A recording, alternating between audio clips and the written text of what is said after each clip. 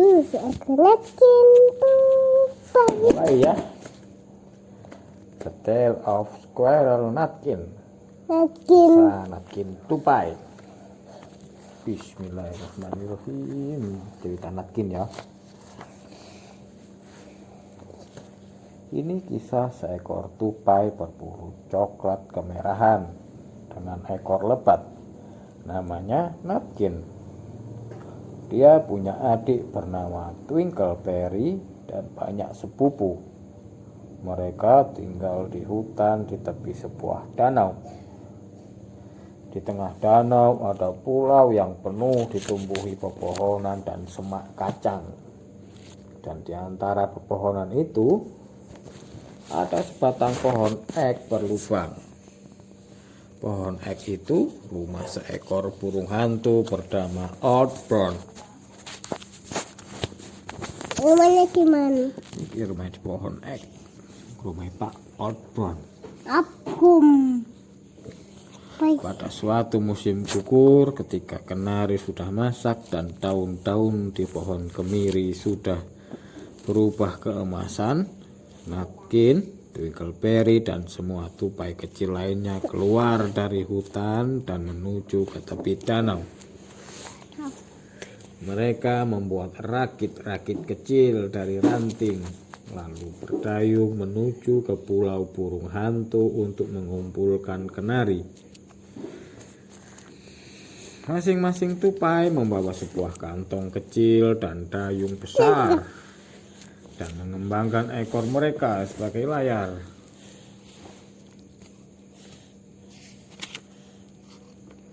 Oke, tupai-tupai nyebrang nang pulau burung hantu nang rumah Pak Brown, mau ngambil apa mang? Kacang kenari. Boleh nggak diambil? Boleh, kan minta izin Pak Brown kok. Mereka juga membawa 3 tikus gemuk sebagai oleh-oleh untuk Old Brown dan meletakkan ketiga tikus itu di undakan rumahnya. Kemudian Twinkleberry dan semua tupai lain membungkuk dalam-dalam dan berkata sopan, "Pak Brown, maukah Bapak memberi kami izin untuk mengumpulkan kenari di pulau Bapak?" Tetapi Natkin sungguh kurang ajar. Dia melompat-lompat seperti buah ceri merah seraya bernyanyi. Tebakannya mudah. Tubuhnya bulat kecil, bajunya merah, tongkat di tangan dan kerikil di perutnya. Kuberi hadiah kalau kau tahu jawabannya. Pak Brown sama sekali tidak memedulikan Natkin. Dan mantap, dia memejamkan mata dan tidur. Oh, Pak Brown ini bubuk. Oh, ini tupai-tupainya no. Minta izin Pak Brown. Pak Brown, izin izin ngumpulno buah kenari nggih. Terus Pak Brown. Pak Brown bubuk merem. Para tupai memenuhi kantong-kantong kecil mereka dengan kenari dan berlayar pulang pada sore hari. Tetapi keesokan paginya mereka semua datang lagi ke pulau burung hantu. Twinkleberry bersama tupai-tupai lain yang membawa seekor tikus mondok gemuk dan meletakkan di atas batu di depan pintu Old Brown dan berkata, "Pak Brown, bersediakah Bapak bermurah hati memberi kami izin untuk mengumpulkan kenari lagi?" Oh, oke Pak, tupai-tupai ini minta izin mana? Jangan ngambil, minta izin. Tak pareng langsung ambil. Kenapa? Enggak, kan punyanya orang. Tetapi Natkin yang sama sekali tak punya rasa hormat mulai menari-nari, melonjak-lonjak, menggelitik Pak Brown dengan jelatang dan bernyanyi. "Pak Brown, ayo tebakan lagi. Hiti-piti dalam tembok, hiti-piti di luar tembok. Kalau kau menyentuh hiti-piti akan menggigitmu." Tiba-tiba Pak Brown terbangun dan membawa tikus mondok ke dalam rumahnya. Dia mengepukkan pintu di wajah Natkin. Akhirnya gulungan asap membumbung dari puncak pohon dan Natkin mengintip dari lubang kunci dan bernyanyi. Rumah penuh dengannya, lubang penuh dengannya, tapi mengumpulkan semangkuk saja kau tidak bisa. Pak Pron marah rupanya, dikritik ya mbak siapa Natkin, langsung masuk, pintu ditutup brak. Para tupai mencari kenari di seluruh pulau dan mengisi penuh-penuh kantong mereka. Tapi Natkin mengumpulkan biji-biji kuning dan merah dan duduk di atas tunggul, bermain kelereng dan mengawasi pintu rumah Pak Pron. Pada hari ketiga, para tupai bangun pagi-pagi sekali dan pergi memancing. Mereka berhasil menangkap 7 ekor ikan gemuk sebagai oleh-oleh untuk Pak Pron. Mereka berdayung ke danau dan mendarat di bawah sebatang pohon berangan di Pulau Burung Hantu. Natkin ini memang gak mau ngumpulno iki, gak mau kerja ngumpulno kacang kenari buat makanan itu pai. Dia malah main-main. Kenapa? Hari ketiga tupai ini mancing kalau kayak digawe oleh-oleh nang rumah Pak Pron. Pak Pron, Pak Pron, Pak Pron. Pak Pron pun Pak Pron. Enten. Twinkle Perry dan 6 ekor tupai lain masing-masing menenteng seekor ikan gemuk. Tapi Natkin yang tak punya sopan santun membawa oleh-oleh apapun. Dia berlari di depan menyanyi. Pria di padang liar bertanya kepadaku, berapa banyak stroberi tumbuh di laut biru? Kutimpali dengan jawaban itu. Baiknya ikan herring yang tumbuh di hutan itu. Tetapi Pak Pron sama sekali tak tertarik pada tebakan. Bahkan walaupun jawabannya sudah disediakan. Pada hari keempat, para tupai membawa oleh-oleh 6 kumbang gemuk yang bagi Pak Pron sebesar 2 plum di puding plum. Masing-masing kumbang dibungkus rapi dalam daun disemat dengan cemara jarum. Tetapi Natkin tetap saja menyanyi dengan kurang ajar. Aduh. Pak Pron ini. Pron pakai selimut ya? Kayak seni. Kayak kalian Pak Pron ini. Kayak seni.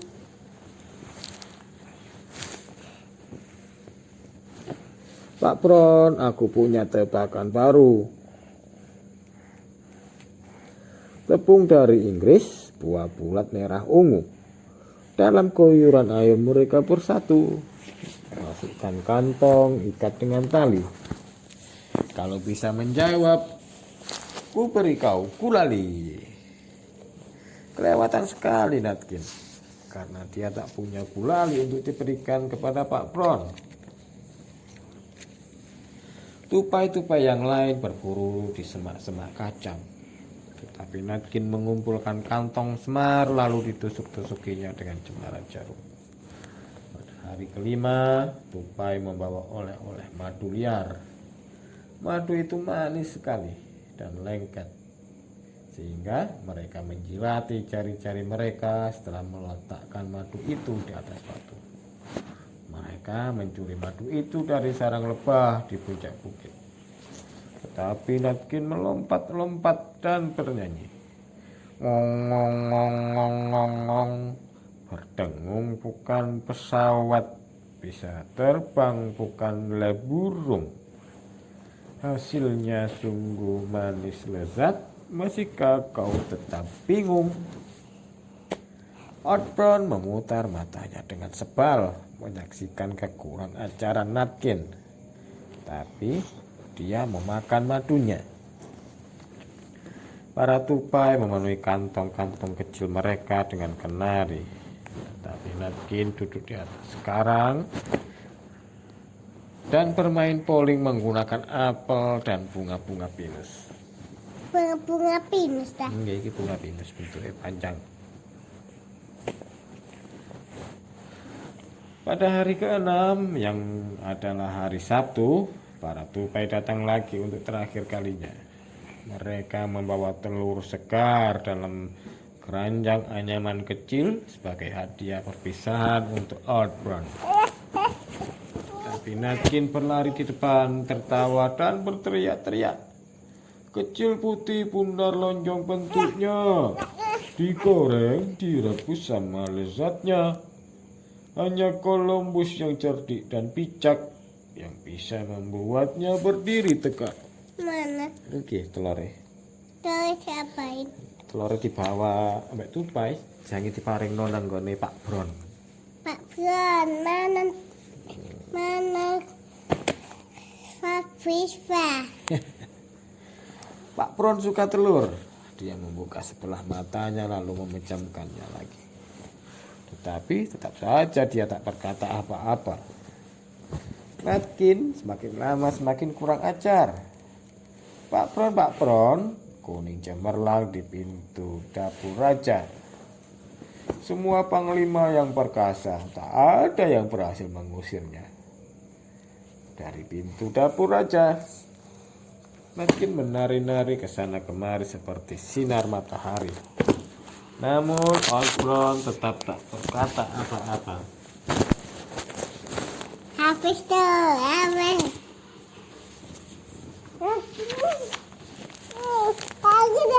Nutkin mulai lagi. Jika di hari panas datang perlahan, dia membuat kita semua nyaman. Tetapi jika dia menyerbu murka, bisa mendatangkan malapetaka.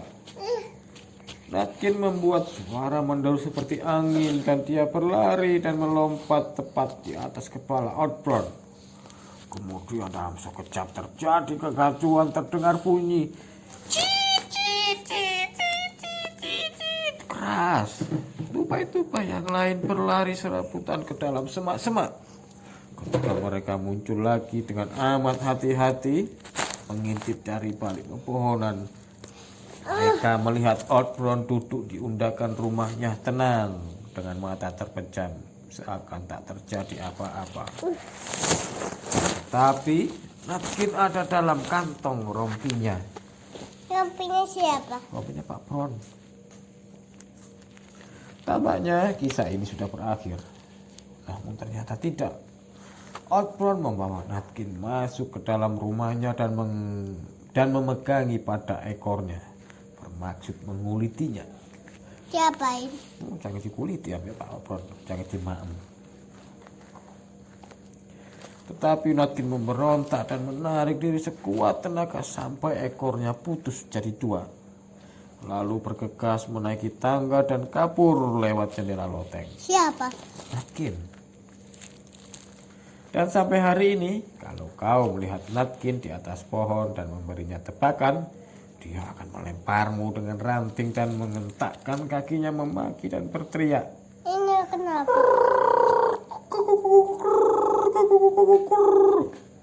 Nah, selesai. Kenapa ini, Pak? Oh, ekornya putus. Ekornya Nutkin digigit Pak Brown.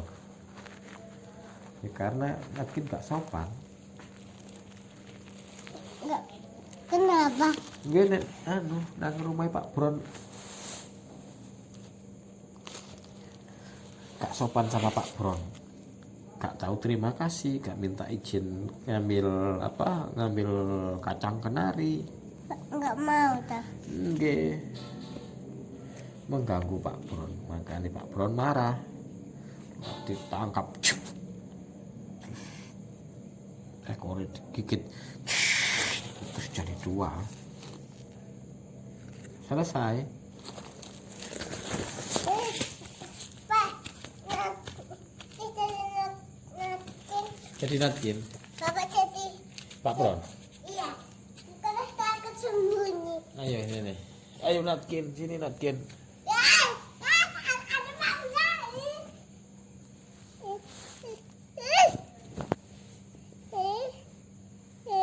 Yo Natkin, sini Natkin. Natkin gigit Pak Bron.